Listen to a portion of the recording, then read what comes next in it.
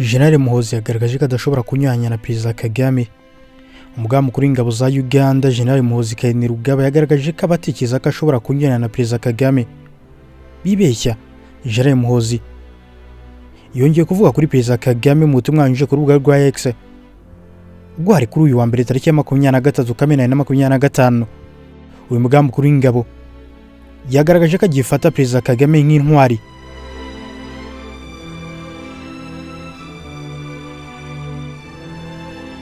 Asaba ko urukundo rwaganza muri bose. Yakomeje agaragaza ko atekereza ko ashobora kunyuranya n'umukuru w'igihugu akunze kwita se wabo yaba yibeshya. Ati uwo ari we wese waba arigeze kuvuga ko nigeze kunyuranya na data wacu Afande Kagame ku kintu icyo ari cyo cyose, mu by'ukuri anshaka ibibazo kandi nzabashakira igisubizo. Ni mutumwa yanyujije ku rukuta rwa X rwahoze ari Twitter.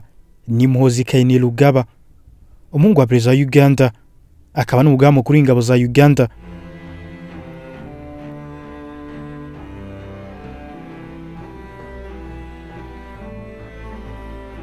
Ni magambo y'icyongereza ati anyone who says that I have ever disagreed with my beloved uncle Afande Kagame on anything is really looking for hell with me and I shall sort all of them out. Ni magambo y'icyongereza. Muri ubu butumwa General Muhoozi ntigeze agaragaza impamvu y'aya magambo.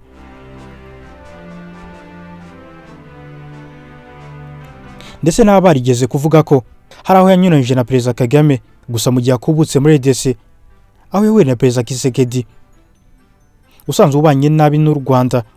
Muhoozi afatwa nk'umuntu w'ingenzi ku mubano w'u Rwanda na Uganda kubera uruhare yagize mu kunga ibihugu byombi nyuma y'imyaka myinshi bidacana uwaka. Uruhare rwa Muhoozi rwanashimwe na Perezida Kagame ubwo yitabiraga ibirori by'isabukuru y'uyu musirikare muri 2022.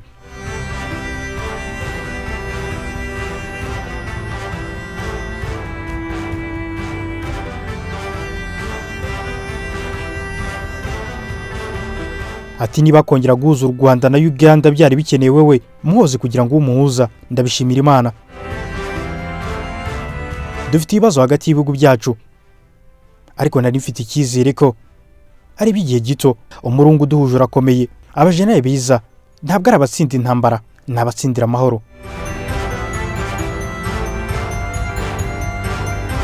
Ndishimye kuva harahuje ibihugu byacu byombi, kuva Uganda n'u Rwanda byakongera kubana mu mahoro.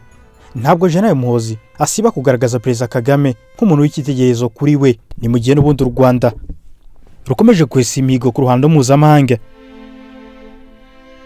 aho imwe mu nzu yo mu Rwanda yashyizwe mu nzu 24 nziza ku isi. Inzu ikoreramo ikigo Komera Leadership Center mu murenge wa Rwinkwavu mu karere ka Kayonza yashyizwe muri 24 nziza ku isi kubera ubuhanga yubakanywe.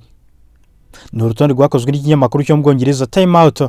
Urutonde rwasose mu mpera z'iki cyumweru gishize rwibanze ku nzu zifite amateka akomeye, izubakanywe ubuhanga n'izindi zifite umwihariko utangaje kubera impamvu runaka. Iyi nzu y'Ikayonza yaje ku mwanya wa 22. Yagaragaye kuri urutonde kubera umwihariko ifite mu bijyanye n'imyubakire, ijyanye n'uko amatafari yayo yatondetswe bigakora ishusho y'imigongo.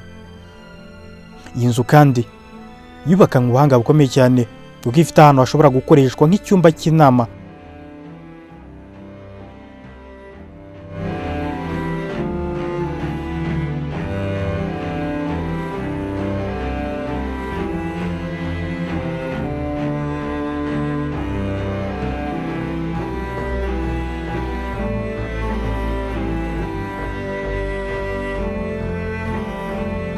Babishaka bakagihindura amashuri cyangwa icyumba mberabyombi, byose bigakorwa mu mwanya muto mu kubaka inzu.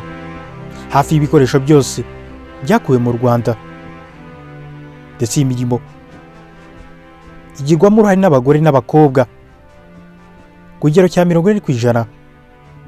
Imirimo yo gushanya inzu yakozwe n'ikigo Bay Design cyo muri New York, yatanzwe muri 2022.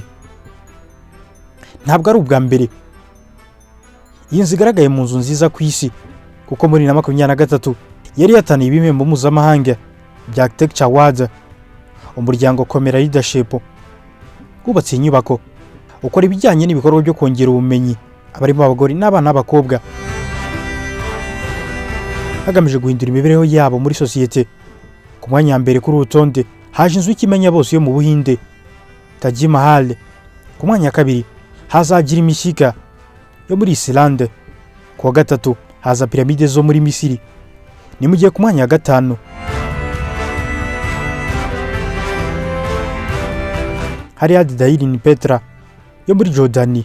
Icyicaro cya Fondation Louis Vuitton mu Faransa cyaje ku mwanya wa gatandatu. Ku wa karindwi haza isomero rya Trinity College yo muri Ireland. Nimwe mu nzu z'agatangaza yabashije kuza kuri uyu mwanya. Ibi bigaragaza ko u Rwanda rukomeje kwesa imihigo mu bice bitandukanye, haba mu buvuzi, imyubakire, ikoranabuhanga, igisirikare, umutekano, isuku n'ibindi byose hamwe. U Rwanda rukomeje kwesa imihigo. Tubashimiye kwa mukurikira ikiganiro.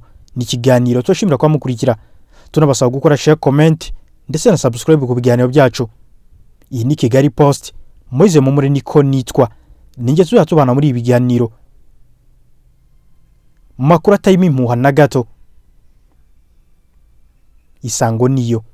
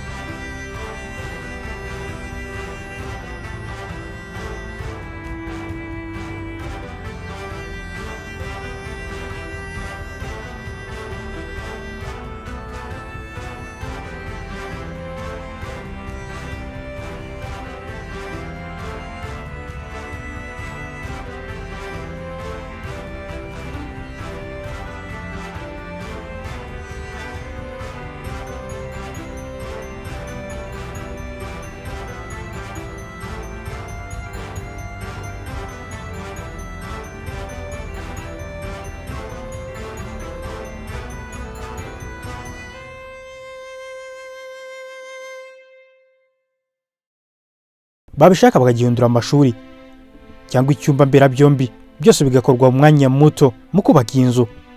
Hafi y'ibikoresho byose byakuwe mu Rwanda, ndetse imirimo igirwamo uruhare n'abagore n'abakobwa ku kigero cya 40%. Imirimo yo gushanya inzu yakozwe n'ikigo Bay Design cyo muri New York, yatanzwe muri Nzeri 2022. Ntabwo ari ubwa mbere iyi nzu igaragaye mu nzu nziza ku isi, kuko muri 2023 yari yataniye ibihembo mpuzamahanga bya Architecture Award. Umuryango Komera Leadership wubatse inyubako ukora ibijyanye n'ibikorwa byo kongera ubumenyi abarimo abagore n'abana b'abakobwa hagamije guhindura imibereho yabo muri sosiyete. Ku mwanya wa mbere kuri urutonde haje inzu y'ikimenya bose yo mu Buhinde Taj Mahal. Ku mwanya wa kabiri haza Girimishika yo muri Islande. Ku wa gatatu haza piramide zo muri Misiri. Ni mu gihe ku mwanya wa gatanu